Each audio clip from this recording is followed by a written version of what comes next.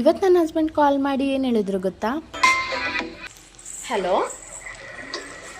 Hello Appu, ಹಾಂ ಹೇಳಪ್ಪ. ನಿಮ್ ರಾಶಿಗೆ ಶರ್ಮಾತ್ಮ ದೇವರು ಹೆಸರು ಕೊಟ್ಟಿದ್ದಾರೆ. ಓಕೆ, ಪ್ರತಿ ಶನಿವಾರ ಮಿಸ್ ಮಾಡ್ದಂಗೆ ಆಂಜನೇಯನು ಮತ್ತೆ ಶರ್ಮಾತ್ಮಗೆ ಹೋಗು. ಸರಿ, ಓಕೆಪ್ಪ. ಹಾಂ ಸರಿ. ಅವ್ರು ಹೇಳಿದ ಕಡೆ ಫಟಾಫಟ್ ಅಂತ ರೆಡಿಯಾಗಿ ನಾನು ಅಪ್ಪ ಹೊರಟ್ವಿ.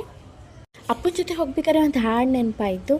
ಹೇಗಲಲಿ ಕುಳಿತರೆ ಕುತೂಹಲ ಕಳಿವುದು.